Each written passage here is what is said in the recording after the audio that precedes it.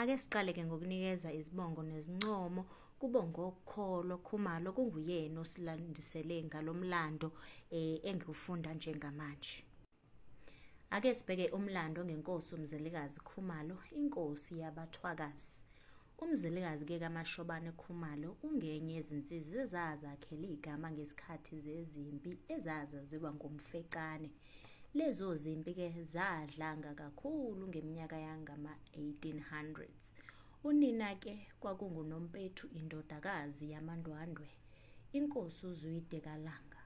UNompethu wayelanywa nguThandile owendela eNgwenyameni uSobhuza, wazala eNgwenyama uMswazi wesibili. Kusuke kushiwo yena kuThandile uma kuthiwa kubantu baseSwazini nina bakaLazize. UThandile ke yena wayelanywa nguFikile, naye owendela eNgwenyameni uSobhuza. Yena ke wazala umntwana uNdwandwe owabulawa yiNgwenyama uMbhandzeni kaMswazi wesibili kaSobhuza. Ngesikhathi ke sokubusa kwenkosi uSenzangakhona kwaZulu, uyise kaMzilikazi inkosi uMashobane yayibusa ingxenye yabantu bakwaKhumalo eyayizinze eSikhwebezi kuze kuyoshaya le eMkhuze. Imizi yenkosi uMashobane ekhumbulekayo kwakuseNdinaneni, eNtsingweni naseNyandeni. Imbongi ke uMagolwane kaMphathini Jiyane iyalithinta igama lomuzi waseNtsingweni ezibongweni zeSilo uDingane uma ithi, "Bantu ninemihlolo ngaseNtsingweni, gijimani ngazo zonke izindlela niyobikela bakwaMashobane, nifike nithi lukhulu liyeza liyanyelela." UMzilikazi ke wakhulela kwaNdwandwe ngaphansi kweso likayisemkhulu. Impilo yakhe ke yonke yobunsizwa wayichitha khona kwaNdwandwe. Wafunda nokuba yibutho kanye nobuqhawe kuzihlabani zakwaNdwandwe. Kwathi ngesikhathi ke sokubusa kweSelushaka, inkosi uZwide yabulala amakhosi akwaKhumalo oMashobane noDonda, yawashumpula amakhanda yayohlobisa ngawo ilawu likanina uNtombasi. Inkosi uZwide ibulala amakhosi akwaKhumalo nje, uMzilikazi ukhona lapha yakwaNdwandwe uyabuka. Kwathi lapha inkosi uZwide isiwabulela amakhosi akwaKhumalo, yabe sithi uMzilikazi akahamba ayophatha abantu bakwaKhumalo.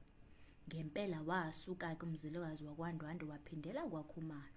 Ekufikeni kwakhe kwaKhumalo akazange esabaphatha abantu bakwaKhumalo njengokuyalelwa kwakhe nguyisemkhulu. Kepha wedlulela kwaZulu wayozinikela esilweni uShaka. KwaZulu uMzilikazi waba ngelinye lamaqhawe amakhulu eSelushaka. Wabamba elikhulu iqhaza ekwehlulweni kwenkosi uZwide ihlulwa yiSilo uShaka, kwazise wayeyazi kahle inkosi uZwide ngoba wayekhulele kwaNdwandwe. Iqhaza likaMzilikazi ke ekwehlulweni kwenkosi uZwide lamtholisa izibongo ezithi, "Uyindlondlelodlodle ngandlondlo kaMzamela, uyiza eyazihlabaza emangomgobo kwaGqokli."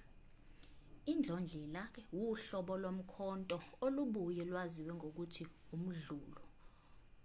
UMzazela wayeyinyanga enkulu eyayiphila ngesikhathi sokubusa kwenkosi uSenzangakhona. Wayeyindodana kaSokhabuzela Khumalo. Kuyena-ke owazala abesibongo sabakwaShembe.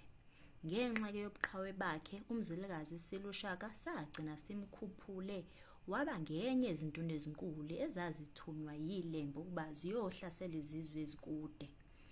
Ngokomthetho wakwaZulu kwawukuthi uma iqhawe kade lithunywe yiSilo ukuba liyodla izinkomo ezizweni esithile, lezo zinkomo elalisuke lizidlile lalizethula zonke esilweni esisuke sibusa, bese kuba yiSilo-ke esiqomelisa iqhawe laso ngezibalo esithize lezinkomo.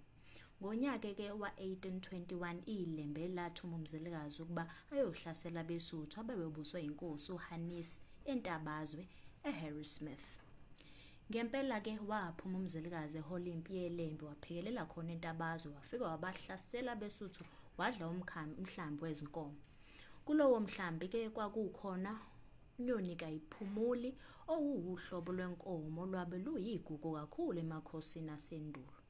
Unyoni kayiphumuli yinkomo emhlophe qwaba engenalo nelilodwa ibala. Amakhosi asendulo-ke ayekholelwa ekutheni lolo hlobo lwezinkomo luhlobisa ikomkhulu.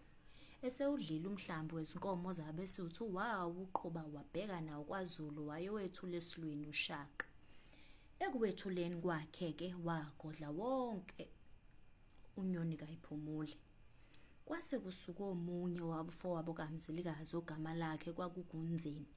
Wayobikela ilembe ngezinkomo ezazigodlwe nguMzilikazi. Lathukuthela-ke kakhulu ilembe lathumela izithunywa zalo kuMzilikazi ukuba ziyomtshela ukuthi abuyise izinkomo noma abhekane nempi. Ilembe-ke laphathisa izithunywa zalo umlenze wenkomo lathi lowo mlenze aziyonika uMzilikazi. Isenzo-ke selembe sokunika uMzilikazi umlenze wenkomo sasiyinhlamba kokaMashobana ngoba kwaZulu umuntu wesilisa akayidli inyama yomlenze, idliwa ngomama.